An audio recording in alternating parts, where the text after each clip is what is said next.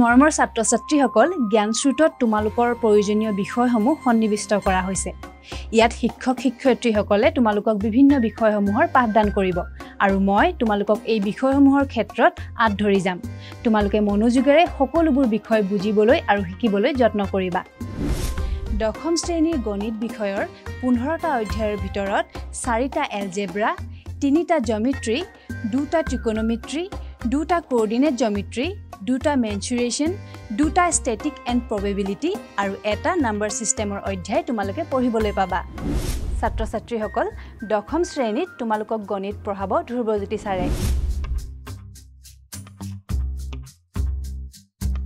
এতিয়া কোন বা এ সাদৃশ্য চৰ্ত, এই সাদৃশ্য চৰ্তৰ বাবে তোমালোকে এই চিত্ৰটো চোৱা। চিত্ৰত তোমালোকে দেখা পাইছা ABC আৰু PQR যিকোনো দুটা ত্ৰিভুজ। এই ত্ৰিভুজটোত আমাক দিয়া আছে যে এংগুল এৰ মান এংগুল পিৰ সৈতে সমান আৰু এংগুল ABCৰ মান এংগুল PQRৰ সৈতে সমান। গতিকে যিকোনো দুটা ত্ৰিভুজৰ দুটা অনুৰূপ কোণৰ মান যদি সমান হয় তেনেহ'লে আমি জানো যে তৃতীয় কোণটো নিজে নিজে সমান হৈ যাব, কাৰণ যিকোনো এটা ত্ৰিভুজত আমি কোণৰ সমষ্টি 180 ডিগ্ৰী বুলি জানো। গতিকে দুটা কোণ যদি সমান হয় তৃতীয় কোণটো নিজে নিজে সমান হৈ যাব। গতিকে এই ক্ষেত্ৰত আমি এই ত্ৰিভুজ দুটাক সদৃশ ত্ৰিভুজ বুলি ক'ম এ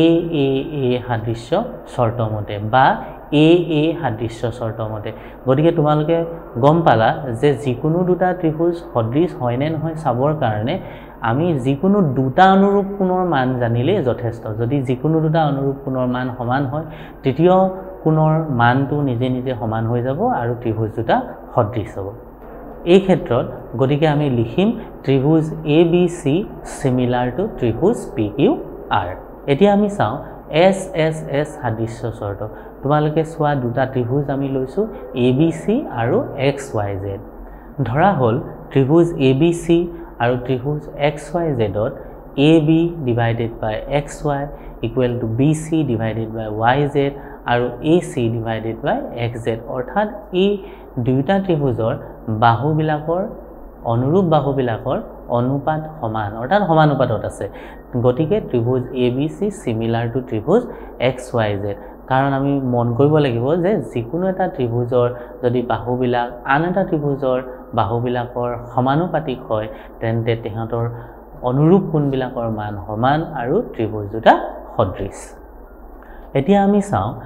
SAS অৰ্থাৎ বাহু কোণ বাহু সাদৃশ্য চৰ্ত। তোমালোকে চোৱা ত্ৰিভুজ ABC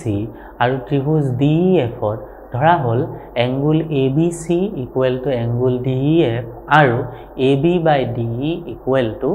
BC বাই EF। গতিকে তোমালোকে দেখা পাইছা যে দুয়োটা ত্ৰিভুজৰ এটা কোণৰ মান সমান আৰু সেই কোণটো সৃষ্টি কৰা বাহু দুটা সমান অনুপাতত আছে দুয়োটা ত্ৰিভুজৰে। গতিকে ত্ৰিভুজ দুটা সদৃশ হ'ব। এতিয়া আমি এটা প্ৰশ্ন চাওঁ। ধৰা হ'ল চিত্ৰত চোৱা ABC ত্ৰিভুজ ABCৰ AD আৰু CE উন্নতি দুডালে পৰস্পৰক P বিন্দুত ছেদ কৰে। তেনেহ'লে আমি দেখুৱাব লাগে 1 নম্বৰতে ত্ৰিভুজ AEP চিমিলাৰ টু ত্ৰিভুজ CDP, ত্ৰিভুজ ABD চিমিলাৰ টু ত্ৰিভুজ CBE, ত্ৰিভুজ AEP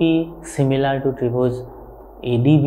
আৰু ত্ৰিভুজ PDC চিমিলাৰ টু ত্ৰিভুজ BEC। 1 নম্বৰতে তোমালোকে চোৱা ত্ৰিভুজ AEP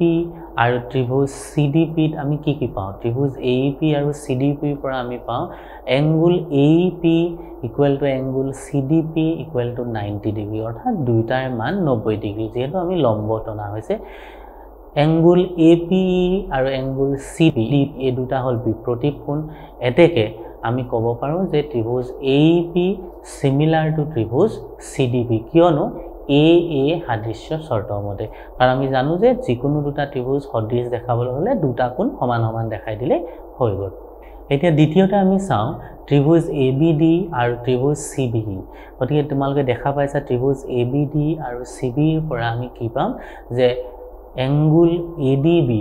equal to angle CB equal to 90 degree আৰু এংগুল ABD আৰু CBE। গতিকে এইটো চোৱা এংগুল ABD বুলি ক'লে যিটো এংগুল বুজাব এংগুল CBE বুলি ক'লেও একেটা এংগুল বুজাব। গতিকে angle ABD equal to angle CBE একে কোণ গতিকে ত্ৰিভুজ ABD সিমিলাৰ টু ত্ৰিভুজ CBE AA সাদৃশ্য শৰ্ত মতে আশা কৰো ঠিক একে ধৰণে তোমালোকে 3 নম্বৰ আৰু 4 নম্বৰ প্ৰশ্নটো সদৃশ ত্ৰিভুজ বুলি দেখাব পাৰিবা আমি আৰু এটা প্ৰশ্ন চাওঁ তোমালোকে চিত্ৰত চোৱা QR by QS equal to QT by PR দিয়া আছে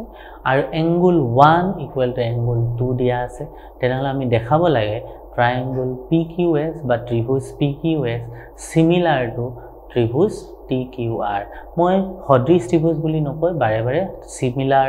বা triangle শব্দৰ ব্যৱহাৰ কৰি আছো নিশ্চয়কৈ তোমালোকৰ অসুবিধা নহয় গতিকে এই ক্ষেত্ৰত আমি দেখাব লাগে ত্ৰিভুজ PQS similar to ত্ৰিভুজ TQR এতিয়া তোমালোকে চিত্ৰটোত চোৱা ত্ৰিভুজ PQR ৰ angle 1 equal to angle 2 দিয়া আছে গতিকে এই PQR ত্ৰিভুজত যদি angle 1 আৰু angle 2 হয় তেনেহলে আমি কি পাম PR equal to PQ পাম কিয় PR equal to PQ আমি জানো যে সমান কোণৰ বিপৰীতে থকা বাহুবিলাকৰ মান সদায় সমান গতিকে angle 1 আৰু angle 2 যদি সমান হয় PR আৰু PQ সমান সমান হ'ব ইয়াক আমি 1 নম্বৰ দিলো আকৌ চোৱা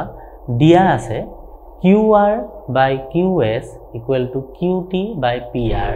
গতিকে এই QR by QS QT by যে PR দিয়া আছে PR মানে মই PQ লিখিব পাৰো কাৰণ মই গম পালো যে PR আৰু PQ সমান আমি ইতিমধ্যে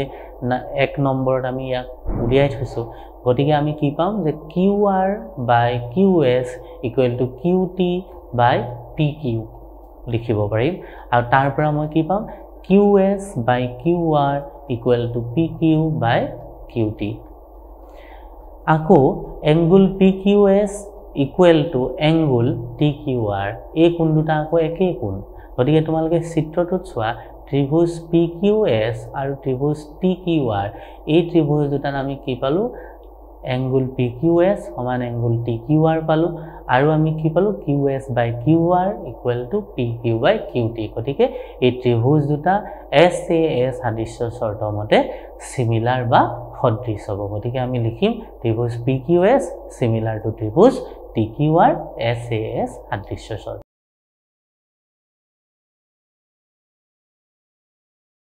প্ৰশ্ন কৈছে যে 6 মিটাৰ ওখ এটা উলম্ব খুঁটাৰ ভূমিত হোৱা চাৰ দৈৰ্ঘ্য 4 মিটাৰ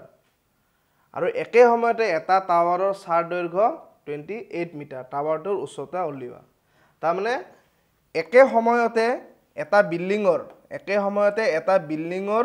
চাৰ দৈৰ্ঘ্য হৈছে 4 মিটাৰ গতিকে সেই সময়তে এটা টাৱাৰৰ চাৰ দৈৰ্ঘ্য হৈছে 28 মিটাৰ এই 6 মিটাৰ ওখ খুঁটাটোৰ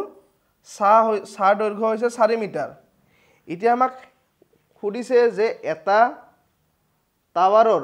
চাৰ দৈৰ্ঘ্য যদি 28 মিটাৰ হয় গতিকে সেই টাৱাৰটোৰ উচ্চতা কিমান হ'ব গতিকে এইখিনি দিয়া আছে এটা খুঁটাৰ উচ্চতা দিয়া আছে তাৰ চাৰ দৈৰ্ঘ্য দিয়া আছে তাৰ পৰা আমাক ওলাব দিছে সেই একে সময়তে এটা টাৱাৰৰ চাৰ দৈৰ্ঘ্য দিয়া আছে টাৱাৰটোৰ উচ্চতা ওলাব দিছে গতিকে এই বস্তুখিনি আমি এনেকৈ দুটা ত্ৰিভুজ হিচাপে আঁকি ললো গতিকে এটা যদি খুঁটা তাৰ ছাটো পৰিব এনেকৈ এটা খুঁটাটো যদি এনেকৈ থাকে গতিকে তাৰ ছাটো ক'ত পৰিব এনেকৈ পৰিব তাৰমানে ছাটো এনেকুৱা ধৰণৰ হ'ব আৰু এইটো যদি মিলাই দিও এইটো আমি এটা ত্ৰিভুজ পাই যাম গতিকে এই ধৰণে আমি দুটা ত্ৰিভুজ ইয়াতে আমি কল্পনা কৰি ললো ঠিক আছে সেই এইখিনিৰ পৰা এনেকৈ দুটা ত্ৰিভুজ আমি বনাই ললো গতিকে ইয়াতে যেটো PQ টো AB টো হল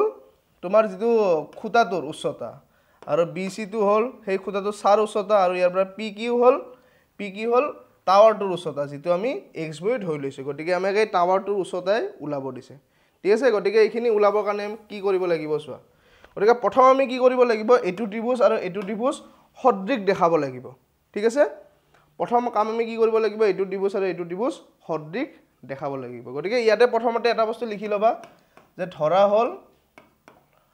হল PQ ধৰা হল টাৱাৰটোৰ উচ্চতা হেনেকৈ লিখিলা টাৱাৰটোৰ উচ্চতা সমান x গতিকে টাৱাৰটোৰ উচ্চতা আমি x বৈ ধৰিছো এইটো লিখি লবা গতিকে এতিয়া আমি এটো ত্ৰিভুজ আৰু এটো ত্ৰিভুজ সদৃশ দেখাব লাগিব গতিকে ত্ৰিভুজ ABC আৰু ত্ৰিভুজ পি কিউ আৰ সো প্ৰথম চোৱা ইয়াৰে দুইটা ত্ৰিভুজৰ এটু কোণ 90 ডিগ্ৰী হ'ব কাৰণ এটা খুঁটা যদি এনেকৈ থাকে তাৰ ছাটো একেবাৰে মাটিত এনেকৈ পৰিব ঠিক আছে গতিকে সাৰফেসত পুৰা এনেকৈ সিধাকৈ পৰিব গতিকে এই খুঁটাটোই আৰু তাৰ ছাটোই সদায় এটা 90 ডিগ্ৰী কোণ কৰি থাকে গতিকে এই ক্ষেত্ৰটো এই দুটা ক্ষেত্ৰতে এই কোণ দুটা কি হ'ব কোণ দুটা 90 ডিগ্ৰী হ'ব গতিকে আমি লিখি দিব পাৰো যে কোণ বি সমান কোণ কিউ কাৰণটো কি 90 ডিগ্ৰী বাকি আমাৰ ইয়াতে এই কোণ দুটা সমান হ'ব কাৰণ কিয় একেটা সময়ৰ কথাই কৈছে গতিকে সূৰ্যটোৰ যিটো ধৰাতে সূৰ্যটো ইয়াতে থাকা বুলি ধৰা যে দুয়োটা ক্ষেত্ৰতে সূৰ্যটোই কৰা সেই কোণটো যিটো আমি আগতে উঠন কোণ বুলি কৈছিলো বা উঠন কোণ পতন কোণ যি কোৱা গতিকে এইটো ক্ষেত্ৰত কৰে পতন কোণ ক'ব গতিকে এই কোণ দুটা একে হ'ব ঠিক আছে গতিকে এই এংগল দুটা দুয়োটা ক্ষেত্ৰতে একে হ'ব যেহেতু একে সময়ৰ কথা কৈছে গতিকে এই যি সূৰ্যৰ লগত যি এংগলটো হ'ব কোণটো হ'ব সেই কোণটো একে সময়ৰ পৰা কাৰণে কোণ দুটা একে হ'ব গতিকে ইয়াৰ পৰা আমি লিখি দিব পাৰো যে কোণ এ সমান কোণ পি কাৰণটো লিখি দিবা যে একে সময়ৰ ছা একে সময়ৰ ছা গতিকে একে সময়ত এই কোণবোৰ একে একে থাকে বেলেগ বেলেগ সময়ত বেলেগ হৈ যাব কিন্তু একেটা সময়ত বুলি ক'লে এই কোণবোৰো একে থাকে গতিকে ত্ৰিভুজ দুটাৰ আমি দুটা কোণ সমান পালো যেতিয়া 3 নম্বৰ কোণটো সমান হৈ যাব গতিকে ত্ৰিভুজৰ তৃতীয় কোণ গতিকে আমি যেহেতু তিনটা কোণ সমান পালো গতিকে ত্ৰিভুজ দুটা সদৃশ হৈ যাব গতিকে A B C ত্ৰিভুজ A B সি আৰু ত্ৰিভুজ পি কিউ আৰ সদৃশ হৈ গ'ল এই মতে ঠিক আছে এইখিনি পাই গ'লো এতিয়া যেহেতু ত্ৰিভুজ দুটা সদৃশ হ'ল গতিকে ত্ৰিভুজবোৰৰ বাহুৰ অনুপাতবোৰো একে একে সমান হ'ব গতিকে ইয়াৰ পৰা আমি লিখি দিব পাৰো যে A B by P Q সমান বি সি বাই কিউ আৰ সমান এ চি বাই পি আৰ গতিকে এই ত্ৰিভুজ দুটাৰ বাহুৰ অনুপাতবোৰো একে হ'ব যেহেতু ত্ৰিভুজ দুটা সদৃশ হ'ল গতিকে এতিয়া চোৱা আমি ওলাব কি লাগিছিল আমি ওলাব লাগিছিল এই পি কিউ ডাল মানে এই টাৱাৰৰ উচ্চতা আমাৰ লগত কি আছে এ বি আছে বি সি জানো কিউ আৰ জানো আমি পি কিউ ওলাব লাগে গতিকে এটা অনুপাত কেইটাৰ ভিতৰত চোৱা আমি যদি এই দুটা অনুপাত লৈ লওঁ তেতিয়া আমাক লাগাখিনি আমি পাই যাম যেনেকৈ এ বিৰ মান জানো আমি পি কিউৰ মান ওলাব দিছে বি সিৰ মান জানো কিউ আৰৰ মান জানো গতিকে এই দুটা অনুপাত লৈ ল'লে আমি আমাক যে পি কিউটো ওলাব লাগে সেইটো আমি ওলাই ল'ব পাৰিম গতিকে এইটো এনেকৈ লিখি লওঁ যে A B by P Q সমান বি সি বাই কিউ আৰ বাকী ইয়াতে মানবোৰ বহুৱাই দিয়া এ বিৰ মান 6 পি কিউৰ মান এক্স বুলি ধৰি লৈছিলোঁ আমি বাকী বি সি 4 আৰু কিউ আৰ 28 ঠিক আছে গতিকে এইখিনি ইফালে কৰি দিছোঁ গতিকে এইখিনি বজ্ৰপূৰণ কৰোঁ So a 4 into x করলে পাম 4x বাকি 6 into 28 6 into 28 করলে কি কিমান পাম 8 গুণ 48 4 15 16 168 ঠিক আছে 6 আৰু 28 পূৰণ কৰি দিছো বাকি এতে x ৰ মানটো উলাই দিয়া x = কি হ'ব 168/4 বাকি 4 ৰে কটাকটি কৰি দিয়া 4 4 গুণ 16 4 2 গুণ 8 গতিকে x = কি পাই গলো x = পাই গলো 42 আৰু আমি x মানে কি ধৰি লৈছিলো টাৱাৰটোৰ উচ্চতা গতিকে ইয়াৰ পৰা আমি লিখি দিয়া পাৰো এটাকে টাৱাৰটোৰ উচ্চতা সমান কিমান পালো 42 মিটাৰ ঠিক আছে গতিকে এই ধৰণে আমি টাৱাৰটোৰ উচ্চতা উলিয়াই দিব পাৰো ছাত্ৰ ছাত্ৰীসকল তোমালোকে এই ভিডিঅ'সমূহ চাই থাকিব পাৰিবা যেতিয়ালৈকে তোমালোকে এই বিষয়বোৰ আয়ত্ত কৰিব নোৱাৰা আৰু যদি কিবা অসুবিধা পোৱা তেনেহলে আমাৰ গাইডলাইনসমূহ অনুসৰণ কৰিব পাৰিবা